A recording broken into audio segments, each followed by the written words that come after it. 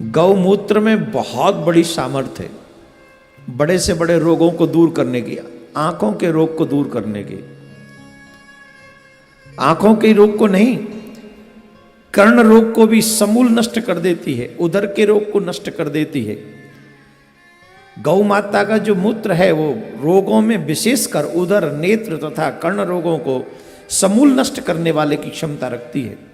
आज गौदुग्ध उतना पवित्र हमें क्यों नहीं मिल पा रहा है, या गौमूत्र भी उतना असरदार क्यों नहीं है? उसके पीछे एक रीजन है। रीजन ये है, पहले जब गऊ जाती थी चरने के लिए तो पहाड़ों में, वनों में, जंगलों में जाती थी, खुले में, क्योंकि गौचारे की भूमि खुली में होती थी।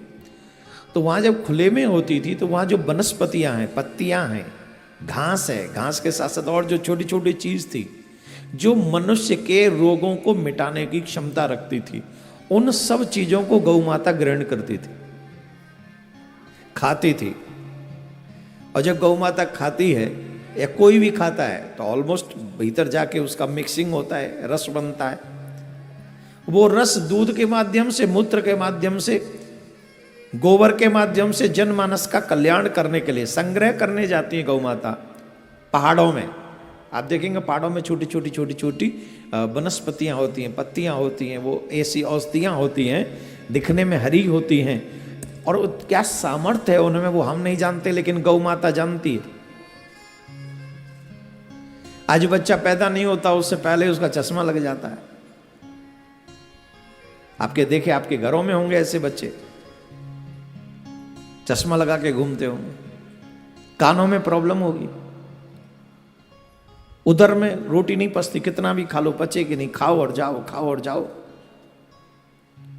पाचन शक्ति दृढ़ नहीं है।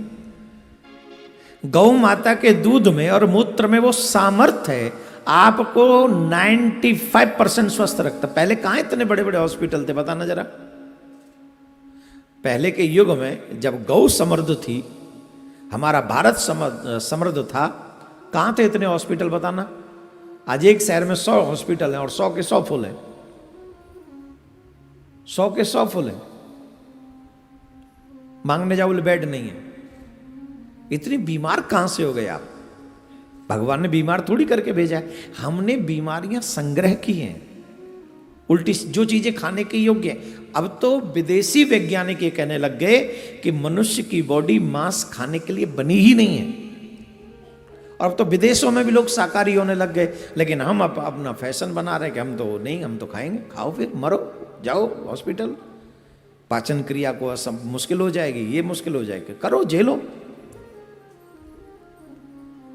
आप इन सब चीजों को ढंग से समझिए कि भगवान ने तुम्हें जीवन, देखो सिंह को दिया है खाने का हिसाब दूसरा, वो मांस खाएगा। गौ माता को दिया जबड़ा दूसरा, वो घास खाएगी। हमको दिया जबड़ा दूसरा, ये कहते हैं जबड़ा बेग टूट गया एक्सीडेंट में, ये जबड़ा भगवान ने अलग टाइप का हमको दिया है। उस जबड़े के अनुसार ही हमको कुछ खाना पीना पड़ेगा। अगर अतिक्रमण करेंगे हम किसी व्यवस्था का, भगवान की व्यवस्था का, तो हमको झेलना पड़ेगा। वेरी सिंपल सी बात। तो हमारे यहाँ गौ माता के उस मूत्र में, दूध में बहुत सामर्थ्य है। इसीलिए हमारे देश में गौचर भूमि की समुचित व्यवस्था की गई थी।